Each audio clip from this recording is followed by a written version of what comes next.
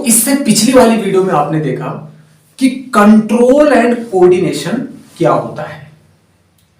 एक होता है हार्मोनल कोऑर्डिनेशन और एक होता है नर्वस कोऑर्डिनेशन।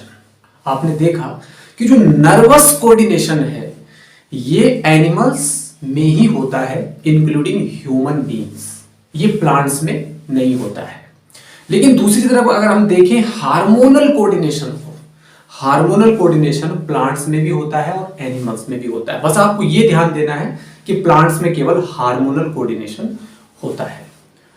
उसके बाद हमने कल नर्वस सिस्टम का पहला पार्ट पूरा कंप्लीट किया जिसका नाम है peripheral nervous system. Peripheral nervous system, उसमें सिंपैथेटिक नर्वस सिस्टम क्या होता है, पैरासिम्पैथेटिक नर्वस सिस्टम क्या होता है, इनके पार्ट्स और इनके पूरे फंक्शंस हमने डिटेल में पढ़े थे।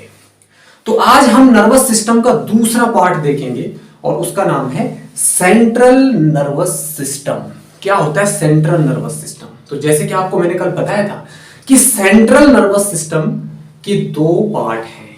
एक में आपको पढ़ना है ब्रेन, बड़ी इंटरेस्टिंग चीज है बच्चों ब्रेन। देखिए ये दिमाग है और कितनी इंटरेस्टिंग बात है कि दिमाग को हम दिमाग से पढ़ेंगे। जैसे पिछले वाले चैप्टर में हार्ट को, दिल को हमने दिमाग से पढ़ा था ना, आज हम दिमाग को दिमाग से पढ़ेंगे, ब्रेन को ब्रेन से पढ़ेंगे। तो कितना इंटरेस्टिंग स्ट्रक्चर है ये ह्यूमन बॉडी का, कितना इंटरेस्टिंग ये कोऑर्डिनेशन पॉइंट है। तो जो ब्रेन होता है ये मेन कोऑर्डिनेशन सेंटर होता है ह्यूमन बॉडी का। तो आप कह सकते हैं brain is the main coordination centre of human body. ये ह्यूमन बॉडी का मेन कोऑर्डिनेशन सेंटर होता है जहां से पूरा कोऑर्डिनेशन का काम होता है, कंट्रोल और कोऑर्डिनेशन का काम होता है। तो यहां पर जो आपको डायग्राम दिख रहा है, इस डायग्राम में आपको तीन कलर्स दिख रहे हैं। जो येलो कलर है सबसे बड़ा वाला पार्ट है वो फोर ब्रेन है। उसके बाद आपको ग्रीन कलर दिख रहा होगा वो मिड ब्रेन है और पिंक कलर आपको दिख रहा होगा वो है आपका हाइंड ब्रेन, हाइंड ब्रेन।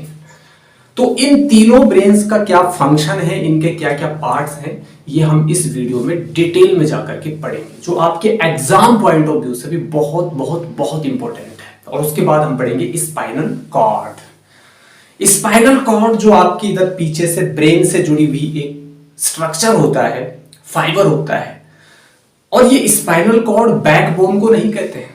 जैसे एक पेन है और पेन के अंदर रिफिल होती है ना, तो पेन की जो बाहर की बॉडी है वो क्या है आपका, उसको आप समझ लो बैकबोन, और उसके अंदर जो रिफिल है वो स्पाइनल कॉर्ड है। क्या है? Spinal cord. तो हमारी बैकबोन के अंदर, जिसको वर्टिब्रल कॉलम कहते हैं टेक्निकल लैंग्वेज में, बायोलॉजिकल लैंग्वेज में, उस बैकबोन के अंदर का जो स्ट्रक्चर है उसको स्पाइनल कॉर्ड कहते हैं। तो ब्रेन और स्पाइनल कॉर्ड को आज हम इन डेप्थ में जाकर के पढ़ने वाले हैं। तो आइए अब हम मूव करते हैं अपनी पहली स्लाइड की तरफ। तो मैंने आपको बताया कि ह्यूमन बॉडी का जो मेन कोऑर्डिनेशन सेंटर है वो है ह्यूमन का ब्रेन। ह्यूमन का brain, human brain is the main coordination centre of the human body, जहां से मेन कोऑर्डिनेशन का काम चल रहा है। ठीक है। अब ह्यूमन ब्रेन के तीन पार्ट होते हैं। पहला होता है फोर ब्रेन जो कि ब्रेन का सबसे लार्जेस्ट पार्ट होता है। अगला होता है मिड ब्रेन जो कि स्मॉलेस्ट पार्ट होता है। और अगला होता है हाइंड ब्रेन जो कि ब्रेन का न बड़ा पार्ट होता है न छोटा होता है, बीच का होता है, मॉडरेट होता है, हाइंड ब्रेन। तो फोर ब्रेन, मिड ब्रेन और हाइंड ब्रेन, ये तीन पार्ट्स हैं आपके किसके, ब्रेन के। अब जो ह्यूमन ब्रेन होता है ये दो पार्ट में क्या होता है, डिवाइडेड होता है। एक होता है लेफ्ट ब्रेन, एक होता है राइट ब्रेन। लेफ्ट ब्रेन जो है ये लेफ्ट हेमिस्फीयर कहलाता है, राइट ब्रेन राइट हेमिस्फीयर कहलाता है। ठीक है, हेमिस्फीयर। तो ये है लेफ्ट हेमिस्फीयर, ये है राइट हेमिस्फीयर। इन दोनों को अलग करने वाली जो डिवाइडिंग वॉल होती है इसको कहते हैं कार्पस कैलोसम। तो लेफ्ट ब्रेन को राइट ब्रेन से या राइट ब्रेन को लेफ्ट ब्रेन से कौन कनेक्ट कर रहा है, corpus callosum. Corpus callosum clear है? इतना क्लियर है? I hope this is clear. तो ह्यूमन ब्रेन जो है ये एनसीईआरटी का डायग्राम है। एनसीईआरटी बहुत इंपॉर्टेंट है। एनसीईआरटी के सारे डायग्राम्स, एनसीईआरटी की एक एक लाइन सारी इंपॉर्टेंट है। तो ह्यूमन ब्रेन का जो मैंने कहा सबसे बड़ा पार्ट है वो है आपका फोर ब्रेन। यहाँ से लेकर के और यहाँ तक का जो पूरा पार्ट है आपका ये अंदर का, ये पूरा क्या है, फोर ब्रेन। फोर ब्रेन, अब इसके भी फर्दर आगे पार्ट्स होते हैं, मैं अभी आगे डिस्कस करूँगा, लेकिन सबसे लार्जेस्ट पार्ट आपका क्या है, फोर ब्रेन है, जो मैंने अभी मार्क किया है, आपकी स्क्रीन पर दिख रहा होगा। ठीक है, ये क्लियर है। अब उसके बाद आप देखिए मिड ब्रेन। मिड ब्रेन इतना ही है आपका, ये वाला जो पोर्शन आपको दिख रहा है ये क्या है, मिड ब्रेन है, मिड ब्रेन है। ठीक है, मिड ब्रेन क्योंकि फोर ब्रेन और हाइंड ब्रेन के बीच में आता है, इसीलिए इसको मिड ब्रेन कहते हैं, मिडिल में आ जाता है। और सबसे लास्ट है आपका hind brain, hind brain, hind brain. ठीक है, तो जो हाइंड ब्रेन है ये ना बड़ा है ना छोटा है, ये दोनों के बीच में आ जाता है, जैसे कि मैंने आपको बताया। ठीक है, अब जो फोर ब्रेन है उसके भी फर्दर पार्ट्स हैं, जैसे उसका सेरिब्रम वाला पार्ट है। ठीक है ना, सेरिब्रम उसमें आ जाता है आपका, हाइपोथैलेमस आप पढ़ोगे।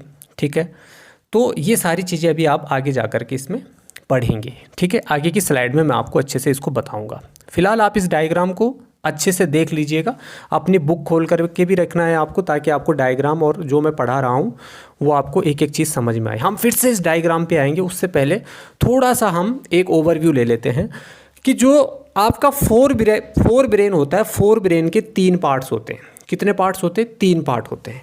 तो पहला होता है आपका बच्चों, पहला होता है सेरिब्रम।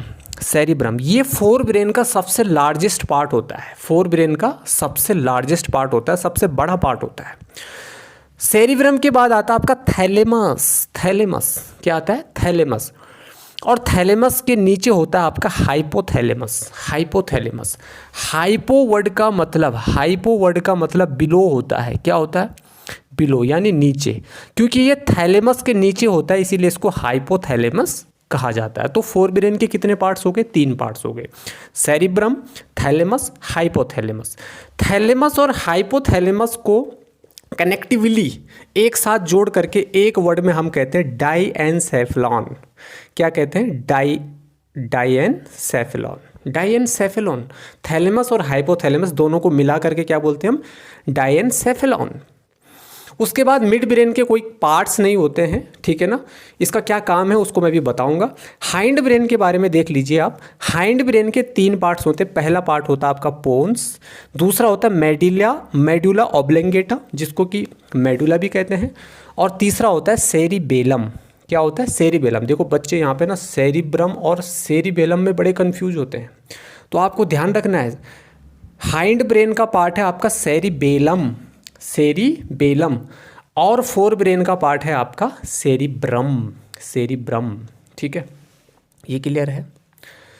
अब आगे चलिए थोड़ा, यहाँ पर ब्रेन का एक स्ट्रक्चर आपको दिख रहा है। ये जो सबसे बड़ा पार्ट जो मैंने अभी वीडियो की स्टार्टिंग में भी आपको बताया था, फोर ब्रेन, ये क्या है आपका फोर ब्रेन, येलो कलर का सबसे बड़ा पार्ट क्या होता है, फोर ब्रेन। उसके बाद आता आपका मिड ब्रेन, और सबसे लास्ट में आता आपका हाइंड ब्रेन, हाइंड ब्रेन। ठीक है ना, तो मिड ब्रेन सबसे छोटा है, फोर ब्रेन सबसे बड़ा है, और हाइंड ब्रेन ना बड़ा है ना छोटा है, दोनों के बीच में आ जाता है, मॉडरेट इसका साइज है। क्लियर है, क्लियर है। अच्छा, अब देखिए जरा, फोर ब्रेन का जो पहला पार्ट होता है वो होता है सेरिब्रम। क्या होता है, सेरिब्रम। सेरिब्रम क्या करता है कि जितनी भी आप मेंटल एक्टिविटीज़ करते हैं, जितनी भी मेंटल एक्टिविटीज़ में क्या होता है, आप थिंकिंग, सोचते हैं, आप कोई चीज़ याद करते हैं, वो आपकी मेमोरी में फीड होती है। आप रीजनिंग के क्वेश्चन सॉल्व करते हो, आप मैथमेटिक्स के क्वेश्चन सॉल्व करते हो, आप कोई पजल सॉल्व करते हो, ठीक है ना, कोई भी मैथ की प्रॉब्लम सॉल्व करते हो, रीजनिंग करते हो, ये सारा कौन कर रहा है, फोर ब्रेन आपका कंट्रोल कर रहा है। अगर आपका फोर ब्रेन ज़्यादा एक्टिव है तो आपकी मैथमेटिक्स भी उतनी स्ट्रांग होगी बच्चों।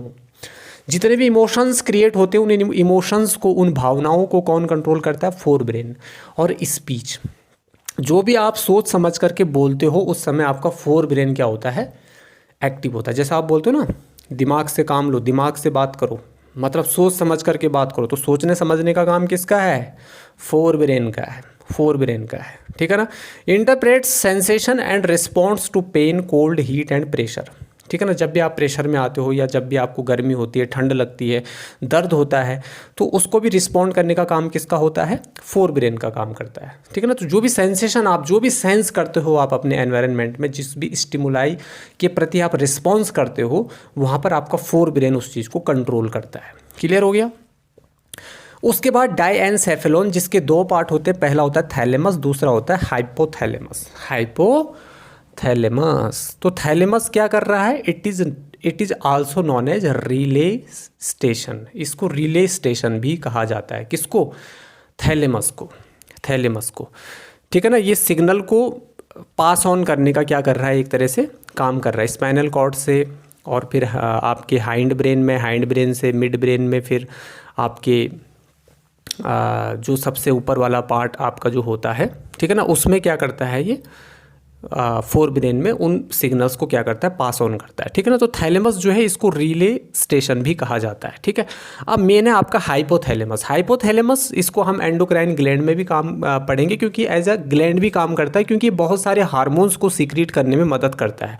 तो जब भी आपको कोई भूख लगती है, प्यास लगती है, हंगर, थ्रस्ट, या जो आपकी स्लीपिंग साइकिल है, स्लीप को कंट्रोल करना, भूख को कंट्रोल करना, या प्यास को कंट्रोल करना, या जब भी आपकी बॉडी में कोई टेम्परेचर कंट्रोल आपको करना हो, जैसे आप ठंड को सह रहे हो, गर्मी को कंट्रोल कर रहे हो अपनी बॉडी में, तो वो आपका हाइपोथैलेमस उस चीज़ को कंट्रोल कर रहा है या करवा रहा है, ठीक है ना।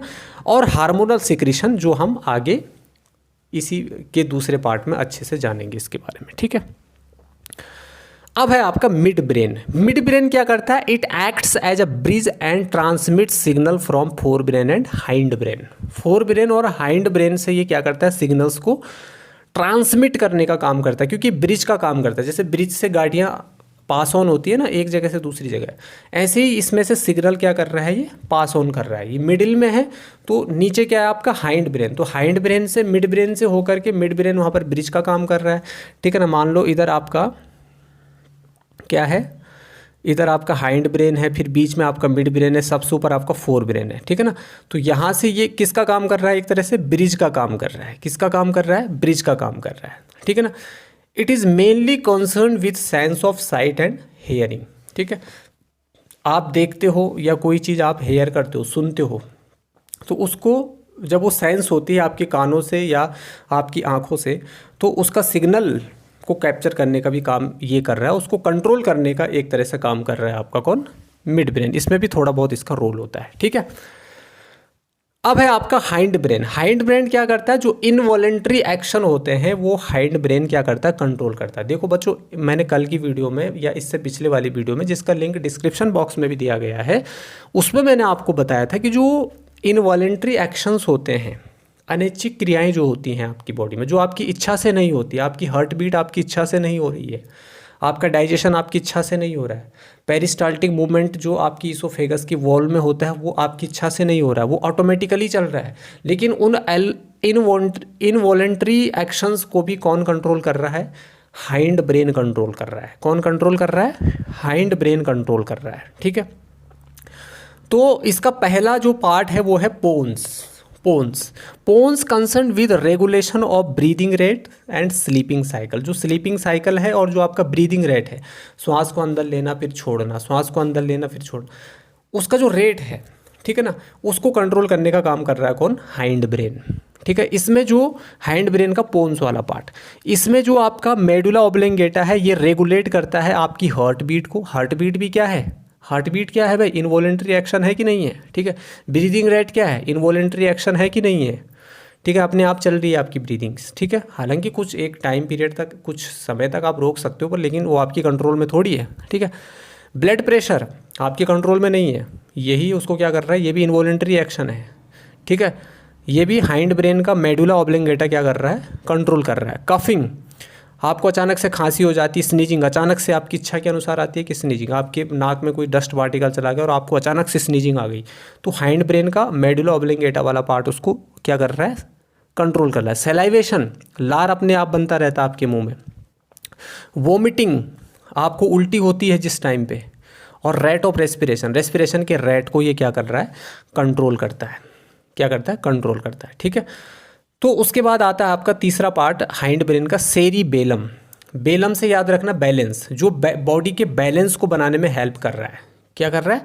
हेल्प कर रहा है, बॉडी को बैलेंस करने का काम कर रहा है। जैसे आप साइकिलिंग करते हो तो साइकिलिंग करते टाइम आपको अपनी बॉडी को बैलेंस करना पड़ता है, तभी तो साइकिल बैलेंस होती है। या बाइक चलाते टाइम या स्कूटी चलाते टाइम स्टार्टिंग में होता है ना, बैलेंस डगमगा जाता है क्योंकि सेरिबेलम उसको अच्छे से कंट्रोल नहीं कर पा रहा है। तो उस बैलेंस को मेंटेन करने का काम सेरिबेलम कर रहा है, balance of the body and maintain posture. आप का चाहे सोने का पोस्चर है, चाहे बैठने का पोस्चर है, या खड़े होने का जो पोस्चर है, उस पोस्चर को मेंटेन और बैलेंस करने का काम कौन कर रहा है? सेरिबेलम कर रहा है।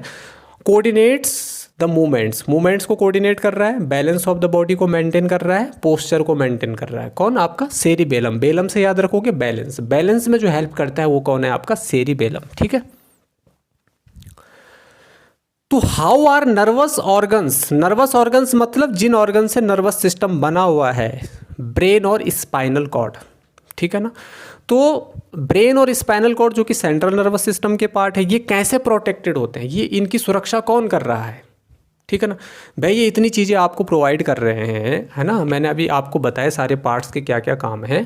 ठीक है ना। आपकी चाहे पढ़ाई हो, लिखाई हो, आप चाहे सोच रहे हो, कोई भी काम कर रहे हो, कोई भी बोल रहे हो, ये सारा कौन कंट्रोल कर रहा है? आपका ब्रेन कंट्रोल कर रहा है। लेकिन उस ब्रेन को प्रोटेक्ट करना भी तो ज़रूरी है, उस स्पाइनल कॉर्ड को प्रोटेक्ट करना भी तो ज़रूरी है, उस नर्वस ऑर्गन को प्रोटेक्ट करना भी तो ज़रूरी है। तो कौन उनको प्रोटेक्ट कर रहा है? कैसे ये प्रोटेक्ट हो रहे हैं? How are nervous organs protected? इसको आप पढ़ोगे, ये क्वेश्चन है। तो देखिए यहाँ पर आपको किस चीज़ का डायग्राम दिख रहा है? खोपड़ी दिख रही है आपको? ये पूरी इंसान की खोपड़ी है यहाँ तक, और इस खोपड़ी से नीचे क्या जुड़ी है? आपकी बैकबोन, पीछे मतलब स्पाइनल कॉर्ड जुड़ी हुई है। क्या जुड़ी हुई है? स्पाइनल कॉर्ड जुड़ी हुई है। ठीक है ना। तो जो आपकी स्कल होती है, स्कल मतलब ये जहाँ पे आपका पूरा ऊपर हेड वाला पार्ट जो है, ये पूरा क्या है? स्कल है। इस स्कल दो तरह की बोन से बनती है, एक होती है फेशियल बोन्स और एक होती है क्रेनियल बोन्स। क्या होती है? Cranial bones. क्रेनियल का मतलब स्कल से ही होता है। ठीक है ना। तो ये दो चीज़ें होती हैं इसमें। तो ये जो बोन्स होती हैं, ये जो ऊपर वाला जो वाइट कलर का जो ये पार्ट आपको दिख रहा है ना बच्चों, इसको कहते हैं क्रेनियम, ब्रेन बॉक्स कहते हैं इसको। इसके अंदर आपका ब्रेन होता है और ये बॉक्स ब्रेन को क्या करता है? प्रोटेक्ट करता है। ठीक है ना, प्रोटेक्ट करता है। जैसे आपकी तिजोरी के अंदर पैसे होते हैं ना, तो उन पैसों को तिजोरी क्या कर रही है? प्रोटेक्ट कर रही है। देखिए यहाँ पर ये आपका क्या है? एक बॉक्स है बाहर का। ठीक है। और इसके अंदर क्या है? ब्रेन है। तो ये जो बाहर का जो आपको बॉक्स दिख रहा है ना, इसी को तो क्रेनियम बोल रहे हैं हम, इसी को तो क्रेनियम बोल रहे हैं। क्या बोल रहे हैं इसको? क्रेनियम बोल रहे हैं, ब्रेन बॉक्स बोल रहे हैं, जिसके अंदर ब्रेन क्या होता है? सेफ होता है। ठीक है ना, ब्रेन होता है इसके अंदर। तो फेशियल बोन्स और क्रेनियल बोन्स। ठीक है ना। तो ये क्रेनियल बोन्स जो है ये 8 होती है। ये जो आपकी स्कल है ना, ये 8 बोन्स, मतलब ये जो आपका ऊपर हेड वाला पार्ट आपको दिख रहा है, ये 8 बोन्स से लगभग बना होता है। ठीक है ना। कितनी बोन्स से? 8 बोन्स से। ठीक है। तो ये क्रेनियम के अंदर आपका ब्रेन होता है, यानी ब्रेन बॉक्स के अंदर आपका क्या होता है? ब्रेन होता है। ब्रेन होता है। क्या होता है? ब्रेन होता है। ठीक है ना। अब यहाँ पर मैं आपको एक सीधी सी बात बता देना चाह रहा हूँ कि मान लीजिए ये आपका क्या है? ब्रेन है। अब आपका जो ब्रेन है और आपका जो क्रेनियम है, मैं यहाँ पर फिर से आपको बता देता हूँ। आपका जो ब्रेन है और आपका जो क्रेनियम है, इन दोनों के बीच में कितनी लेयर्स होती हैं बच्चों? 3 लेयर्स होती हैं। कितनी लेयर्स होती हैं इन दोनों के बीच में? 3 लेयर्स होती हैं। कितनी लेयर्स होती है? 3। इन लेयर्स को क्या कहा जाता है? इन लेयर्स को क्या कहा जाता है? मेनिंजिस कहा जाता है। क्या कहा जाता है? मेनिंजिस कहा जाता है। इन तीनों लेयर्स को क्या कहा जाता है? मेनिंजिस। तो ब्रेन और क्रेनियम के बीच में जो 3 लेयर्स हैं उनको मेनिंजिस कहा जाता है। और इन लेयर का नाम क्या है? पहली लेयर है होती है ड्यूरामेटर, ड्यूरामेटर। दूसरा होती है आपका एरेकोनोइड मैटर और तीसरा होता है पिया मैटर। ये तीनों लेयर्स के नाम हैं। ठीक है ना। DAP आप इसमें याद रख सकते हैं आपको। ठीक है ना। तो जो क्रेनियम और ब्रेन है, इसके बीच की जो लेयर्स होती है उसको मेनिंजिस कहते हैं। जैसे आपके सर को चोट वगैरह लग जाती है, कोई आघात पहुंचता है, तो उन आघातों से बचाने का काम करती है आपको कौन? ये मेनिंजिस। ये मेनिंजिस। ठीक है ना। तो इन मेनिंजिस लेयर्स के बीच में ना क्या होता है? एक फ्लूइड होता है। क्या होता है? एक फ्लूइड होता है और इस फ्लूइड को कहा जाता है CSF। क्या कहा जाता है? CSF stands for cerebro spinal fluid. तो सेरिब्रो स्पाइनल फ्लूइड जो होता है ये क्या करता है? ये इन तीनों लेयर्स के बीच में क्या होता है, लोकेटेड होता है। इन तीनों मैं कह सकता हूँ इन तीनों लेयर्स के बीच में फील्ड होता है, भरा हुआ होता है, ठीक है ना, और ये इनको प्रोटेक्ट करता है। क्लियर है कि नहीं है? ठीक है, तो ये आपका दिख रहा है आपको, ये इसके और इसके बीच में क्या होती है, तीनों क्या होती है, लेयर्स होती है, ठीक है। और उन लेयर्स के बीच में एक फ्लूइड होता है जिसको हम क्या बोलते हैं, कैरिब्रो स्पाइनल फ्लूइड, CSF आप बोल सकते हो। तो प्रोटेक्शन ऑफ ब्रेन की बात करें तो brain is placed in bony box. उस बोनी बॉक्स को हमने क्या नाम दिया, क्रेनियम नाम दिया। ये किसका पार्ट होता है, स्कल का पार्ट होता है, ठीक है ना। Brain is wrapped in these separated membranes called meninges.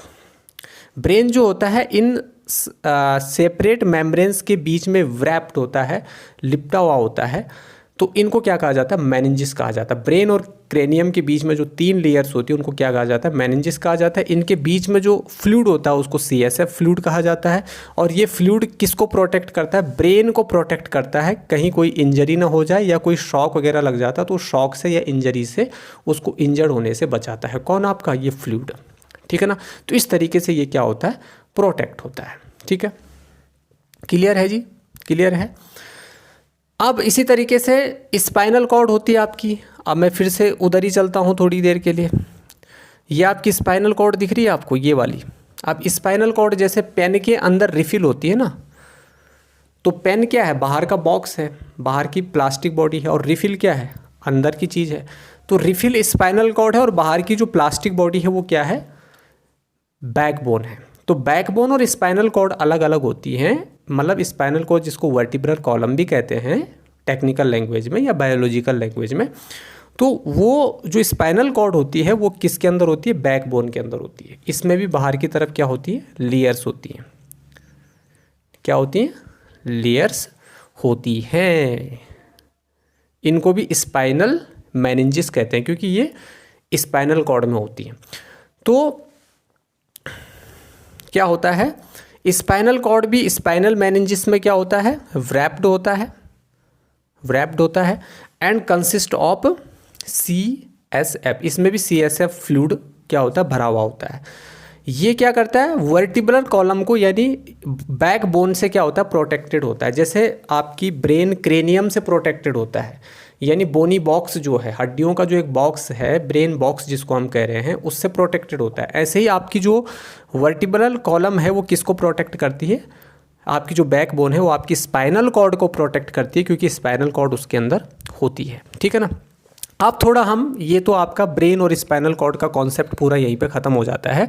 अब यहाँ पर 2-3 टर्म्स आपने इसमें देखे जो बड़े ही कॉमन है, बड़े ही बेसिक हैं और बड़ी ही इजी है समझना इनको, अगर आप ध्यान से देखोगे तो।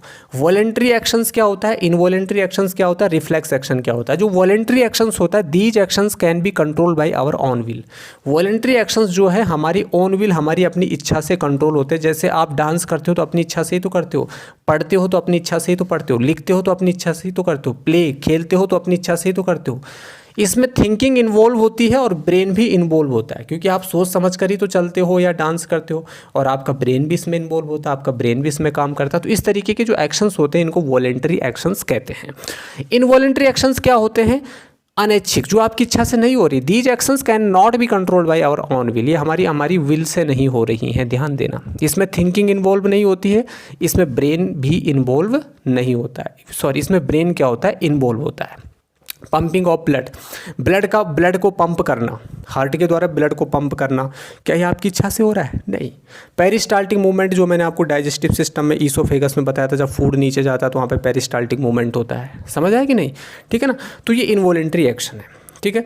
रिफ्लेक्स एक्शन की अगर मैं बात करूँ तो these actions can be controlled by our will, ये हमारी विल से हो सकता है। इसमें थिंकिंग इन्वॉल्व नहीं होती क्योंकि बहुत तेज़ी से इसमें एक्शन होता है, सोचने समझने का टाइम नहीं होता है। स्पाइनल कॉर्ड इसमें इन्वॉल्व होती है। जैसे withdrawal of hand when touch and hot object, जैसे आपने किसी गर्म चीज़ को छुआ तो अचानक से आपने अपने हाथ को तुरंत उठा दिया, तो ये इन्फॉर्मेशन स्पाइनल कॉर्ड तक ही जा पाती है, आपकी ब्रेन तक नहीं जा पाती है, सेंट्रल नर्वस सिस्टम तक नहीं जा पाती है। इतनी तेज़ी से ये एक्शन होता है। आपने तुरंत कोई गर्म चीज़ को छुआ और तुरंत से हाथ हटा दिया, देखो कितनी जल्दी से सिग्नल गया होगा और वापस आया होगा अपनी आपकी इफेक्टर। कैसे रिसेप्टर से और आपके ऊपर स्पाइनल कॉर्ड से आपकी इफेक्टर तक कितनी तेज़ी से वो सिग्नल आया होगा। तो इसको रिफ्लेक्स एक्शन कहते हैं।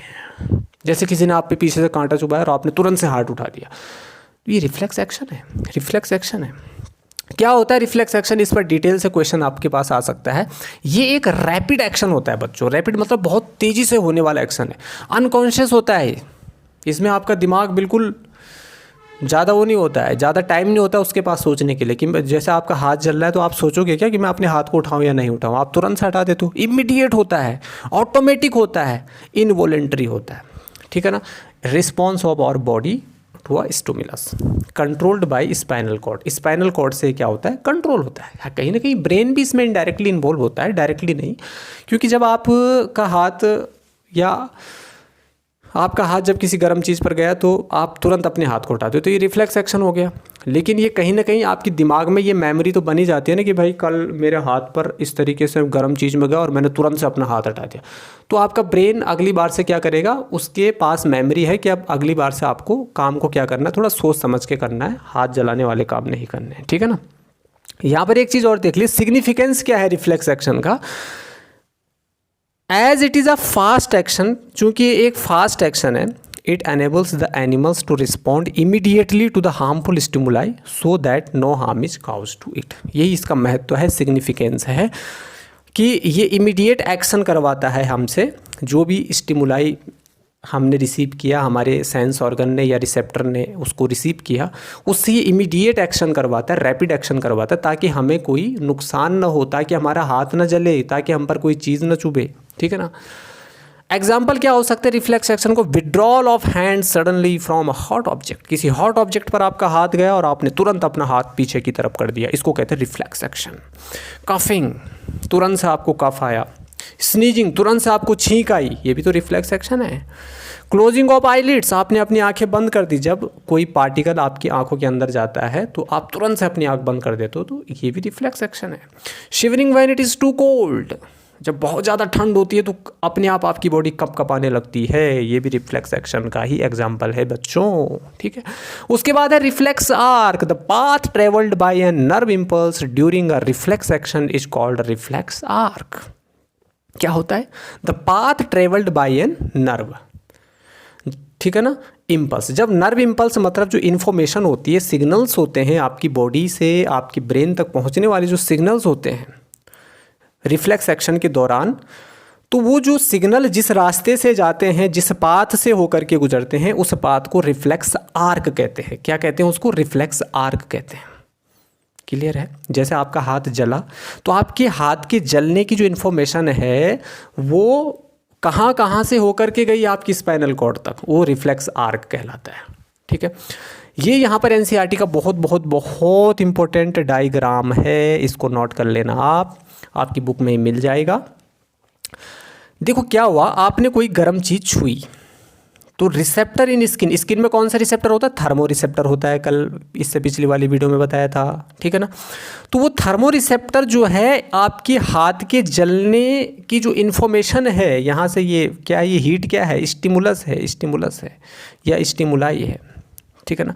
तो आपके हाथ को जलने की जो इन्फॉर्मेशन है, इस रिसेप्टर ने, इस थर्मो रिसेप्टर ने उसको क्या किया, रिसीव किया।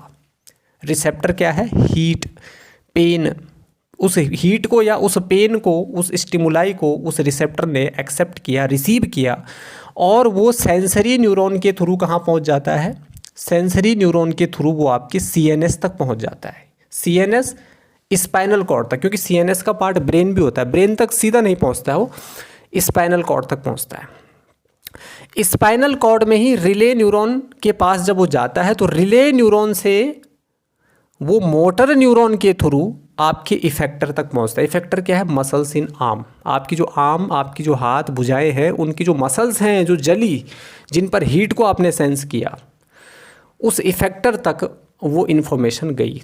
तो यहाँ से पहले यहाँ गई और सेंसरी न्यूरॉन के थ्रू और मोटर न्यूरॉन के थ्रू यहाँ से फिर वापस यहाँ आई। तो यहाँ से इन्फॉर्मेशन यहाँ और यहाँ से यहाँ, बहुत फास्ट हुआ ये, बहुत फास्ट हुआ ये। ठीक है ना। तो ये है आपका रिफ्लेक्स आर्क, इस तरीके से काम करता है ये।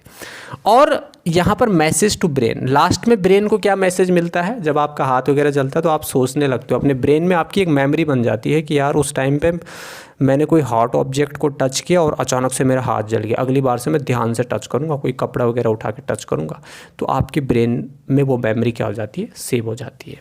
तो इस तरीके से इस चैप्टर में मैंने ये बहुत सारी चीज़ें आपको कवर कर दी। तो आपका जो कंट्रोल एंड कोऑर्डिनेशन का जो पहला पार्ट है नर्वस कोऑर्डिनेशन, नर्वस सिस्टम, वो होता है यहाँ पर कंप्लीट। और अगले पार्ट में हम बात करेंगे एंडोक्राइन सिस्टम की, ठीक है ना।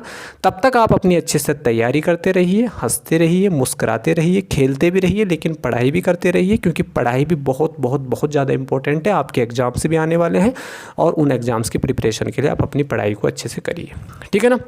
तो इस तरीके से आप इजोटी साइंस को देख सकते हैं और इस वीडियो को शेयर कर सकते हैं। जो पढ़ने वाले बच्चे हैं, पढ़ने वाले बच्चों तक ही आपको इसे शेयर करना है, इधर उधर बाकी फालतू शेयर नहीं करना है।